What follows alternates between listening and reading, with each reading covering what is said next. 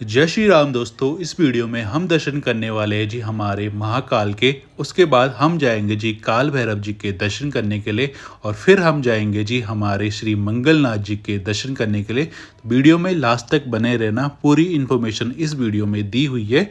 जय श्री राम दोस्तों। अगर आप दिल्ली से उज्जैन आ रहे हैं जी अपनी गाड़ी से या फिर ट्रेन से, उसके लिए मैंने एक स्पेशली वीडियो बनाई हुई है जी बाय कार। तो आप उस वीडियो को देख सकते हैं जी। इस वीडियो को देखने के बाद उसमें आपको पूरी इन्फॉर्मेशन मिल जाएगी जी। दिल्ली से कैसे आना, आपको कितने टोल आपके लगने वाले हैं, कितना पेट्रोल आपका लगने वाला है, पूरी इन्फॉर्मेशन आपको उस वीडियो में मिलने वाली है। जय श्री राम दोस्तों, स्वागत है जी आपका महाकाल की नगरी उज्जैन में। तो अभी हम जाने वाले हैं जी महाकाल के दर्शन करने के लिए। तो सबसे पहले हम लगा रहे हैं जी अपनी गाड़ी पार्किंग में, क्योंकि जहाँ पे हमने होटल ले रखा है ना, वहाँ पे पार्किंग नहीं है। और मात्र जहाँ पे हमने होटल ले रखा है वहाँ से और महाकाल मंदिर की जो दूरी है वो मात्र है जी 300 मीटर दूर। ये देखिए सामने हमने होटल लिया हुआ है और यहीं से पार्किंग है जी इधर लेफ्ट साइड में, और यहीं से हमको मंदिर भी जाना है। तो यहाँ से मात्र 300 मीटर दूर है जी महाकाल का मंदिर। तो चलिए जी अंदर गाड़ी लगाते हैं अभी पार्किंग में।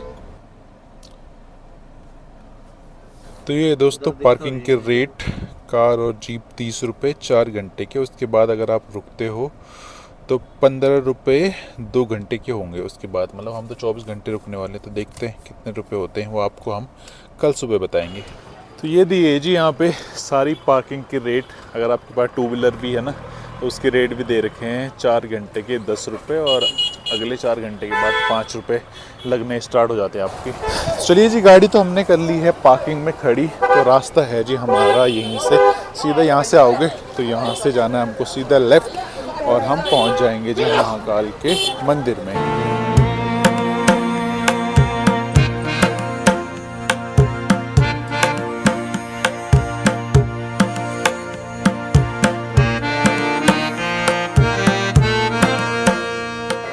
तो दोस्तों अभी हम पहुंच चुके हैं जी मंदिर प्रांगण में। तो सबसे पहले हमें रखने हैं जी अपने जूते चप्पल, जूता घर में। तो वहाँ पे हम जूता चप्पल अभी रख के आ चुके हैं जी। अब चलते हैं जी हम अपने हाथ पैर धो के। तो सामने धोए हमने अपने हाथ पैर और अब चल रहे हैं जी हम दर्शन करने के लिए आगे। अगर आपको शीघ्र दर्शन करने हैं, मतलब जल्दी जल्दी आपको हो रही है, तो आप यहाँ से टिकट ले सकती है, जिसका टिकट है मात्र 250 रुपये। उसके लिए भी देखो बहुत सारी लाइन लग रखी है। हमें कोई जल्दी नहीं है, हम आराम से जो नॉर्मल लाइन है ना उसी में जाने वाले हैं जी। अगर आपको वॉशरूम वगैरह जाना हो तो सामने सुलभ जन शौचालय है, तो वहाँ पे आप उसको यूज़ कर सकते हैं। तो अभी हमने ले लिया है जी अंदर के लिए प्रसाद। चढ़ेगा नहीं चढ़ेगा वो कुछ पता नहीं है, पर फिर भी हमने प्रसाद तो ले लिया है। चलिए जी अब अंदर चलते हैं और बाबा जी के दर्शन करते हैं।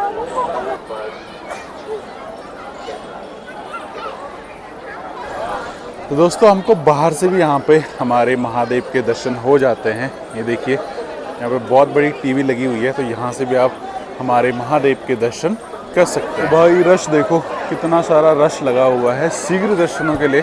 तो सोचो कि जो फ्री वाले दर्शन है उसके लिए कितना रश होगा। तो सारी भीड़ जा रही है जी हमारे जनरल वाले दर्शनों के लिए। प्रसाद हमने ले लिया है अंदर के लिए। दोस्तों एग्जैक्ट 11:30 बजे हम एंटर कर रहे हैं जी मंदिर में, और देखते हैं कि कितना टाइम हमको लगने वाला है जी पूरे दर्शन करने में।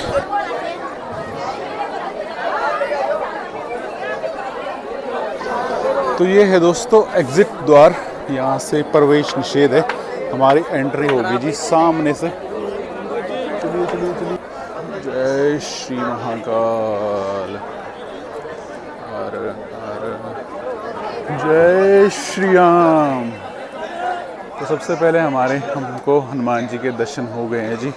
साथ ही साथ में यहाँ पे बहुत सारे रूप है जी हमारे भोलेनाथ के। तो यहाँ पे लोग ज़्यादातर फोटोग्राफी वगैरह कर रहे हैं।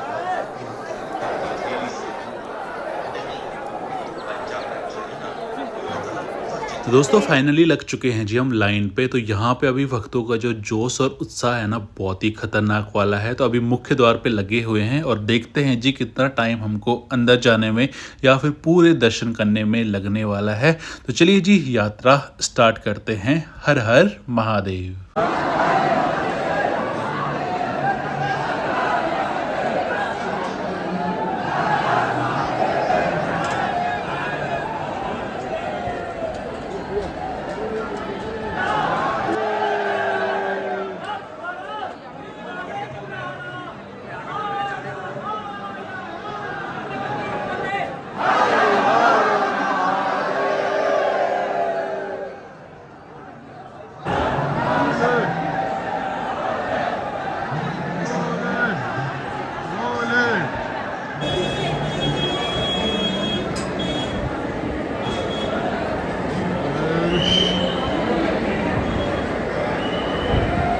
दोस्तों लगभग 20 से 25 मिनट रेंगने के बाद फाइनली हम पहुंच चुके हैं जी महादेव के ठीक सामने। तो ये है जी महादेव का मंदिर।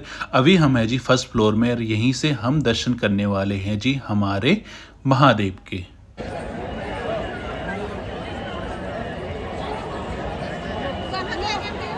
जूना महादेव।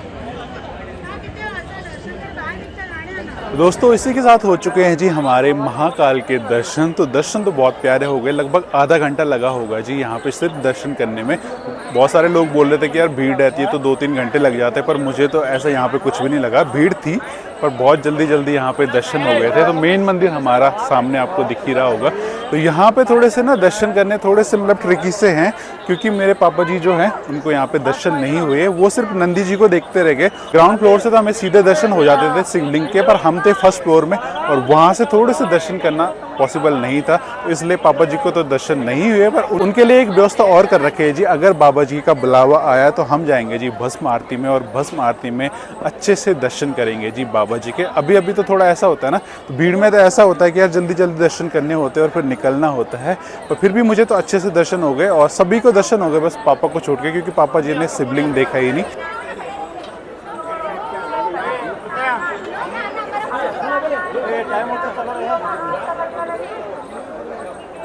महाकाल के दर्शन करने के बाद अब हम चलते हैं जी अनादि कल्पेश्वर महादेव मंदिर में, जहाँ पे कि हमको भोलेनाथ जी के दर्शन दोबारा से होते हैं और साथ ही साथ में यहाँ पे आपको बहुत सारे भगवान जी के दर्शन होते हैं, जैसे हमारे हनुमान जी के, गणपति बापा जी के और भी बहुत सारे भगवान जी आपको यहाँ पे देखने को मिल जाएंगे।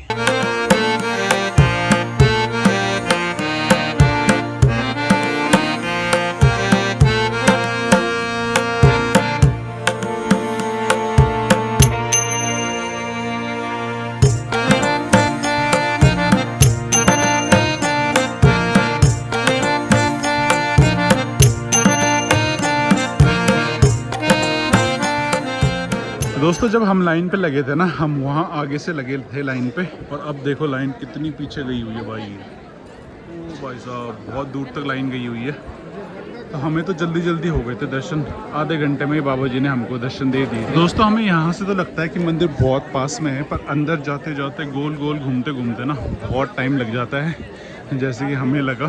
तो हमें ऐसा लग रहा था बाहर से कि भैया यहीं पे मंदिर होगा, अंदर जाके तो पता नहीं ऐसे ऐसे घूम घाम के कम से कम 10-15 मिनट तो ऐसे लग गए थे। मंदिर से एग्जिट करते ही हमने ले लिया है जी आरती भोग लड्डू प्रसाद, जो कि अंदर प्रसाद चढ़ता है और वो हमको यहाँ पे बाहर मिल जाता है। साथ ही साथ में यहाँ पे है जी भक्त निवास। तो अगर आपको मार्केट में कहीं पे रूम नहीं मिलता तो आप यहाँ पे भी रूम देख सकते हैं। चलिए जी अब हम चलते हैं हमारे काल भैरव जी के दर्शन करने के लिए, क्योंकि महाकाल के दर्शनों के बाद काल भैरव जी के दर्शन करना अनिवार्य होता है। इसलिए जैसे ही आप महादेव के दर्शन करके बाहर आते हो, वहीं से आपको बैटरी या फिर ऑटो रिक्शा मिल जाता है, जो कि आपसे मात्र लेते हैं जी 50 रुपए हमारे काल भैरव जी के दर्शनों के लिए।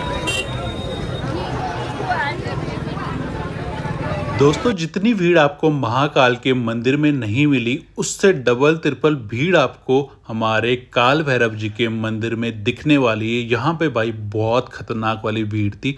मतलब मुझे तो अंदर देख के ही ऐसा लग रहा था कि बिल्कुल भाई जा पाएंगे नहीं जा पाएंगे। कम से कम आपको यहाँ पे लगने वाले हैं जी 4 घंटे। उसके बाद ही आप मतलब इतना सोच के कि जाएं कि 4 से 5 घंटे आपको लगने वाले हैं, अगर आप जाते हो जी पीक सीजन में।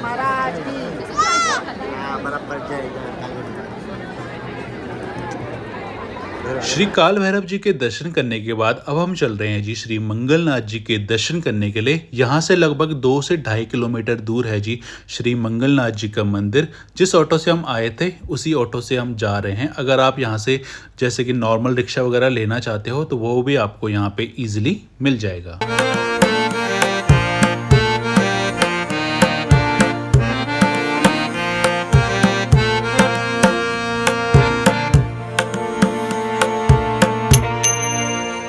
दोस्तों दोनों ही जगह आपको पार्किंग की सुविधा मिल जाती है। काल भैरव मंदिर में भी आपको पार्किंग मिल जाती है और यहाँ पे भी आपको पार्किंग इजीली मिल जाती है। तो पार्किंग की अभी तक वैसे कोई समस्या नहीं है।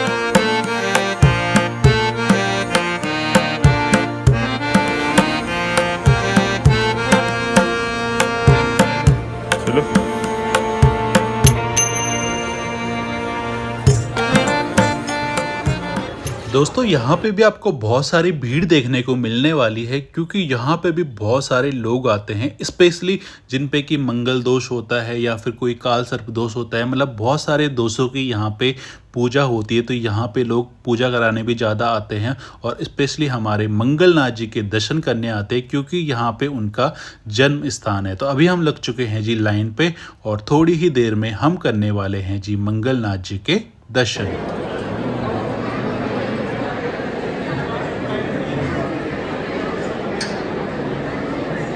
तो दोस्तों आप जैसे कि जानते होंगे कि महादेव की सवारी है जी नंदी जी, और नंदी जी ही महादेव के मंदिर के बाहर रहते हैं। पर यहाँ पे आपको दिखने वाले हैं जी भेड़, जो कि यहाँ पे महादेव की सवारी है। तो यहाँ पे एकमात्र मंदिर ऐसा है जहाँ पे कि आपको महादेव की सवारी भेड़ के रूप में देखने को मिलती है।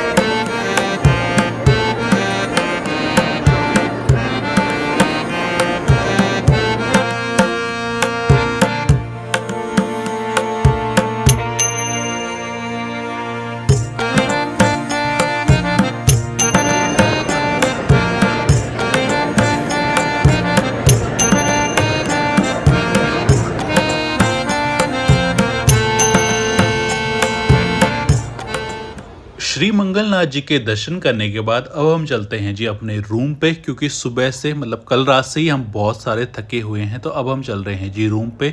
अगर आपके पास शक्ति है और घूमने की, तो आप यहाँ पे घूम सकते हैं जी रामघाट, जहाँ से कि अभी हम गुजर रहे हैं। यहाँ पे भी आप घूम सकते हैं। साथ ही साथ में अगर आप कॉरिडोर घूमना चाहते हैं तो वो भी आप शाम को घूम सकते हैं। तो फिलहाल तो जी इस ब्लॉग में इतना ही। हम आपसे मिलते हैं जी नेक्स्ट ब्लॉग में। तब तक के लिए जय श्री राम, जय बजरंगबली, जय नीम करोली बाबा जी।